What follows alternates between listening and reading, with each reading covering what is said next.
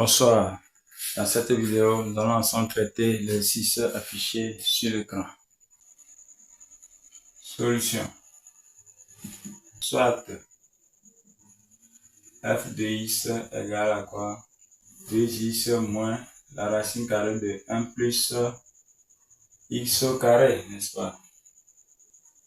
Résolvons dans R.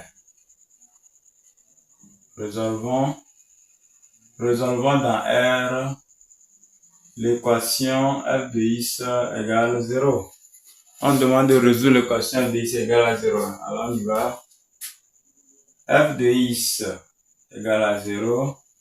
Ça implique que 2x moins la racine carrée de 1 plus x au carré égale à quoi? 0. Ça implique quoi? Ça implique 2x. Ça implique 2x égale à quoi? Non, le moins, je déplace. Moins racine carrée de 1 plus x carré dans l'autre membre, ça va changer de signe, n'est-ce pas? Le moins là devient plus ici. Alors ça me donne quoi? La racine carrée de 1 plus x au carré, n'est-ce pas? Alors, j'ai ici en face de moi une équation irrationnelle, n'est-ce pas? On a une équation irrationnelle, alors que nous allons résoudre. Alors, on y va. Donc, cette équation implique quoi? Alors, dans quel cas la racine carrée de b est égale à a? Dans quel cas la racine carrée de b est égale à a? Ici, c'est lorsque le b est positif ou nul, et lorsque aussi le a est positif. Alors, pour déterminer a, on élève seulement au carré les deux membres, n'est-ce pas? Et on trouve b, n'est-ce pas? Alors, on y va avec, bon, ça là équivaut à quoi? Donc, d'emblée, il faut que 1 plus x carré soit d'abord supérieur ou égal à 0. Première condition. La deuxième condition, il faut que 2x soit supérieur ou égal à 0. La troisième condition, il faut que 2x, le tout au carré, soit égal à racine carrée de 1 plus x au carré, le tout également au carré. Et ça là équivaut à quoi? Bon, quelles que soient les valeurs de x réelles, bien sûr, cette fonction elle est définie sur R, n'est-ce pas? Cette fonction elle est définie sur R. Puisque quel que soit x élément de R, 1 plus x carré est toujours positif.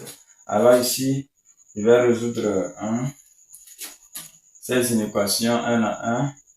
Donc on y va ici, j'ai la première équation, deuxième et troisième équation. Donc, ils sont le premier. Donc quand je prends le premier équivaut à quoi? Quel que soit x élément de R, 1 plus x carré est supérieur ou égal à 0. Donc ça veut dire que l'ensemble solution pour la première équation ici c'est R. C'est l'ensemble des nombres réels. Donc là-bas, pas de souci. Alors on prend le deuxième. On prend la deuxième inéquation.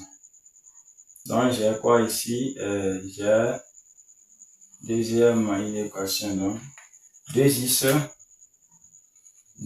supérieur ou égal à 0. Ça implique quoi? Ça implique que x aussi est supérieur ou égal à 0. Ça implique que x appartient à quel intervalle? À l'intervalle 0 à plus l'infini, puisque est supérieur ou égal à 0, n'est-ce pas?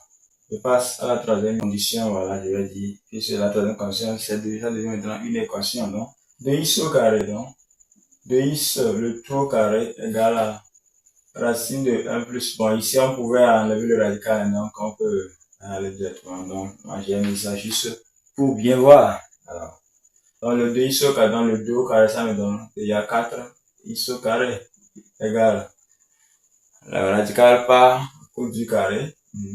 Ça va simplifier le radical là, n'est-ce pas? Alors je trouve 1 plus x au carré.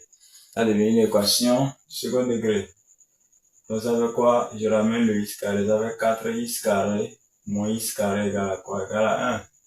Je trouve 3x carré ici égale à combien? Égale à 1 toujours. X carré égale à 1 sur 3, n'est-ce pas? Alors, ça fait x égale à quoi?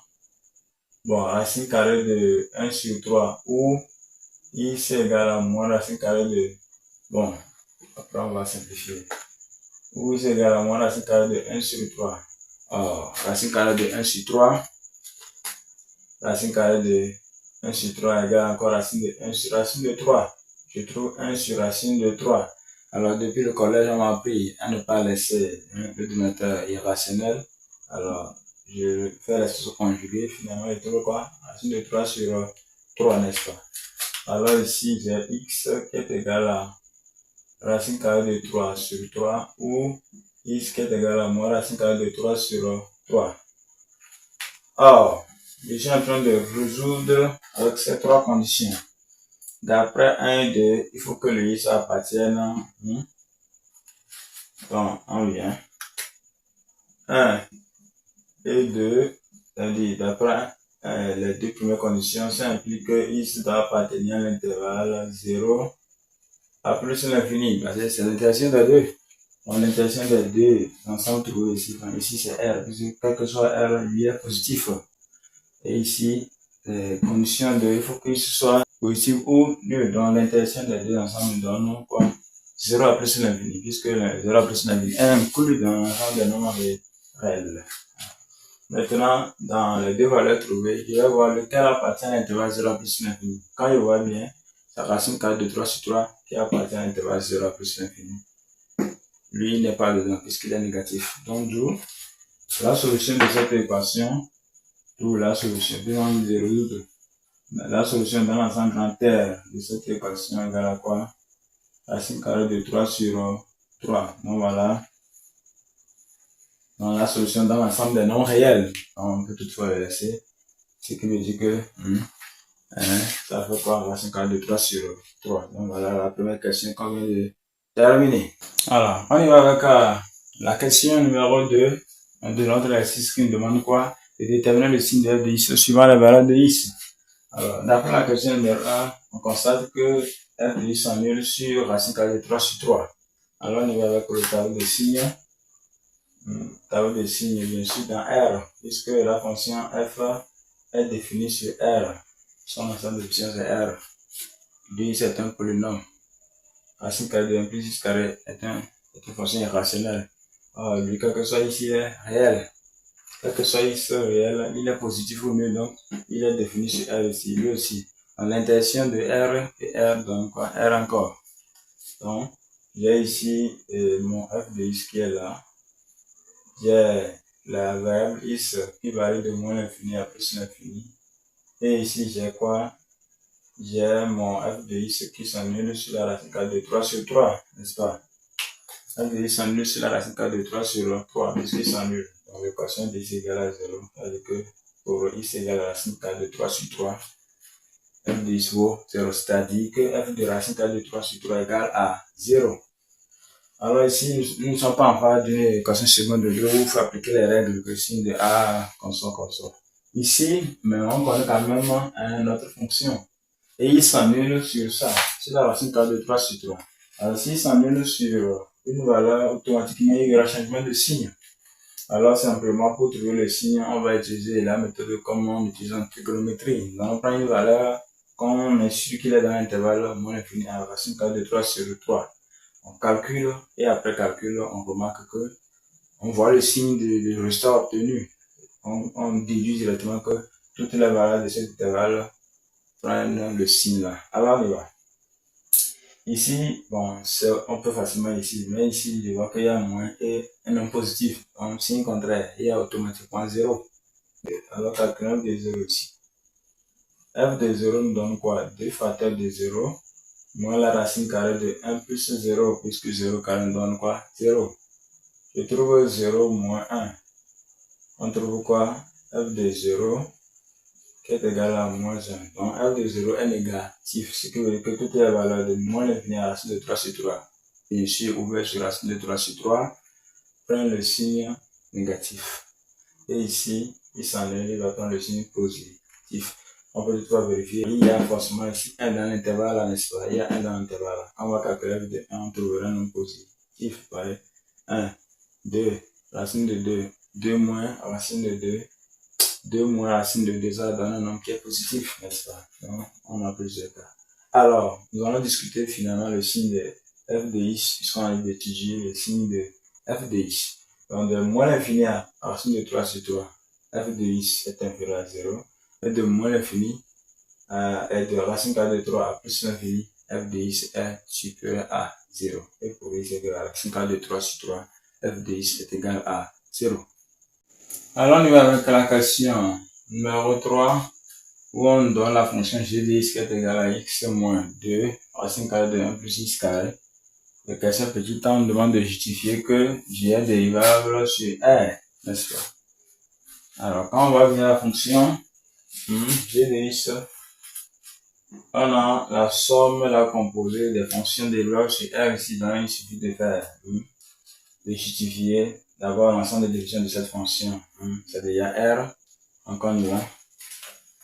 On a l'ensemble des divisions. Donc, quelles que soient les valeurs ici, ouais. 1 plus 6 carré est toujours supérieur à 0. Donc, l'ensemble des divisions ici, c'est R. Les fonctions qui à x associe x, c'est-à-dire celui-là, et qui à x associe 1 plus x carré sont dérivables sur R, car ce sont des polynômes. Car ce sont des polynômes.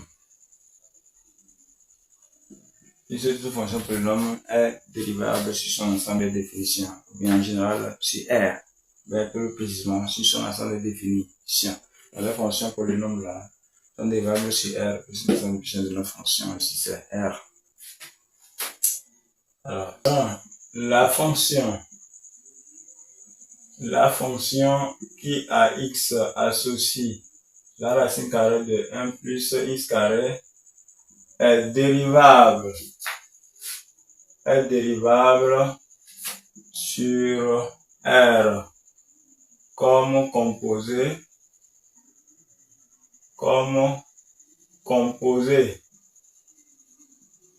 de fonctions dérivables.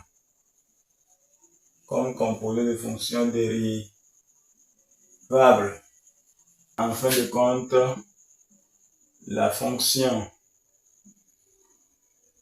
qui à x associe maintenant x moins de la racine carrée de 1 plus x carré est dérivable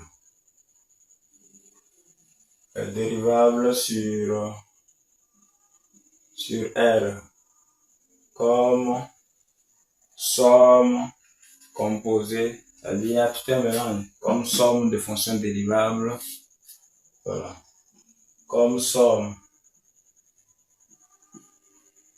de fonctions dérivables, comme somme de fonctions dérivables, sur R, n'est-ce pas? Puisqu'on a déjà montré que lui aussi il est dérivable, et x aussi est dérivable, donc c'est la somme. Donc même s'il y a le moins, c'est la somme. Donc ça fait x plus 1 moins 2 racine carrée de 1 plus x carré. D'où, ou bien donc G est dérivable sur R. Voilà. Question petit, on demande de déterminer la dérivée G' de la fonction G, n'est-ce pas? Donc petit b, dérivée. Donc question petit b, dérivée G' de G.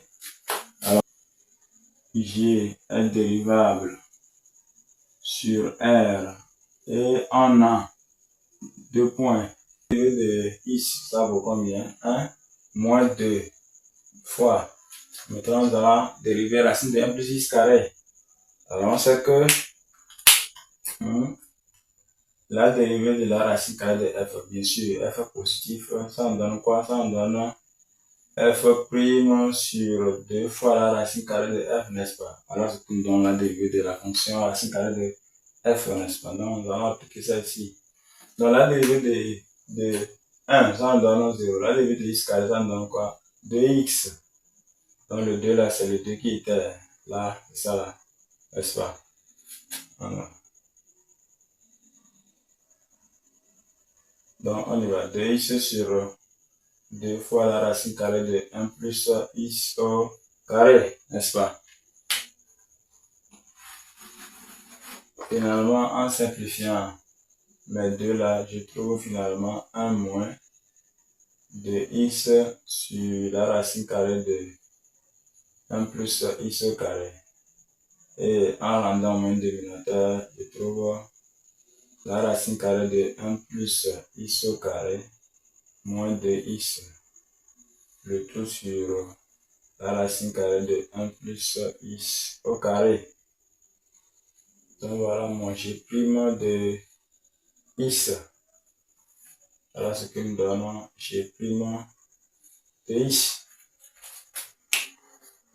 On y va alors avec le signe de g de x. Donc on y va avec la question petit c, le signe de g' de x. Alors d'après la question précédente, on sait que g', quand on voit bien le numérateur, on voit que le f de x, comme dans le f de x était 2x moins la racine carrée de 1 plus x carré, n'est-ce pas? Vous voyez ici que le numérateur de g' de x, on peut le mettre en fonction de f de x.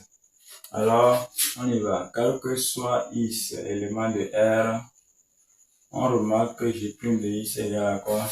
Ouais, quand on met moins un facteur, on aura finalement moins f de x sur la racine carrée de 1 plus x au carré, n'est-ce pas? Et quand le moins va agir sur le f de x, on va retrouver l'expression là. Voilà. Puisque f de x est 2x moins celui-là, donc c'est l'opposé de f de x qui est au numérateur. Alors c'est que le signe de g' dépend de moins f de x, n'est-ce pas? Donc g' de x a même signe que moins f de x. D'où, quel que soit x élément de l'intervalle, moins l'infini à racine carrée de 3 sur 3, racine carrée de 3 sur 3, oui, on aura g' de x qui doit être égal et qui doit être supérieur à 0, puisque sur l'intervalle là, f de x est inférieur à 0. Donc le moins j sera supérieur à 0.